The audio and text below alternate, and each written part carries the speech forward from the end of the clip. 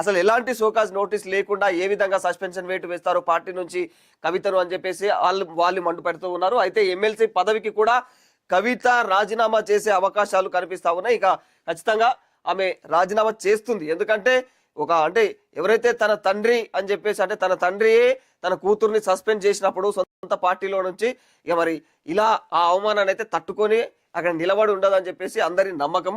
కాబట్టి ఆమె ఖచ్చితంగా పార్టీ అంటే ఆమె ఎమ్మెల్సీ పదవి కూడా ఆమె రాజీనామా చేసే ఛాన్స్ ఉంది. ఇక కొత్త పార్టీ ఏర్పాటు పైన కూడా అనేక ఆలోచనలు ఇప్పటికే ఆమె జాగృతి సభ్యులతో అందరితో కలిసి వెనువెంటనే ఆమెనైతే ఎప్పుడైతే సస్పెన్షన్ చేశారో పార్టీ నుంచి బీఆర్ఎస్ పార్టీ నుంచి సస్పెండ్ చేసిన వెంటనే కూడా ఆమె ఖచ్చితంగా ఈ జాగృతి వ్యక్తులందరితో కలిసి ఖచ్చితంగా మనము పార్టీ పెట్టబోతున్నాము అన్నట్టుగా కూడా గుసగుసలు మొదలయ్యాయి. ఇప్పటికీ అంటే గుసగుసలు కాదు, వాస్తవాలు ఆమె మాట్లాడింది అని కూడా తెలుస్తా ఉన్నది. ఆమె దగ్గర అనుచరులే ఆ విషయాన్ని బయట పెడతా ఉన్నారు అనమాట.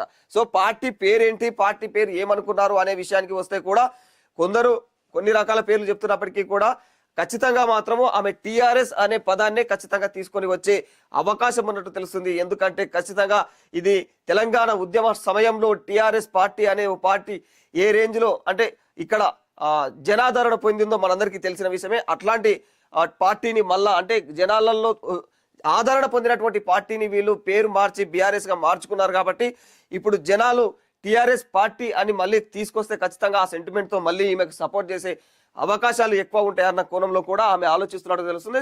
ఈ కోణంలోనే ఆమె టిఆర్ఎస్ పార్టీని తెరపైకి తీసుకురావాలి అంటే టిఆర్ఎస్ అనే పదాన్ని తెరపైకి తీసుకొచ్చి ఆ పార్టీకి అదే నామకరణం చేసే అవకాశాలు ఉన్నాయని అయితే కొన్ని విశ్వసనీయ వర్గాల నుంచి అయితే విశ్లేషకులు చెబుతున్న మాటలు ఇవన్నీ కూడా. సో ఏది ఏమైనప్పటికీ కూడా బీఆర్ఎస్ లో ఒక రకమైనటువంటి కుంపటి మొదలైంది.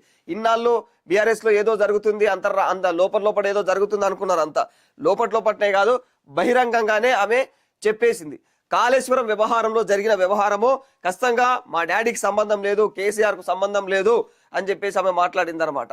కేసీఆర్ కు సంబంధం లేదు కానీ పలానా వ్యక్తులకు సంబంధం ఉంది అనేసి డైరెక్ట్ గా ఆమె ప్రెస్ మీట్ పెట్టి అందులో అది హరీష్ రావు పేరు ఇక సంతోష్ రావు పేర్లను బయటకు పెట్టిన సంగతి మనందరికీ తెలిసిందే. ఇక ఇన్నాళ్ళు అయితే ఆమె పార్టీలోనే భూతాలు ఉన్నాయి ఆ భూతాలే చెడగొడతా ఉన్నాయి అని చెప్పేసి మాట్లాడినుండే.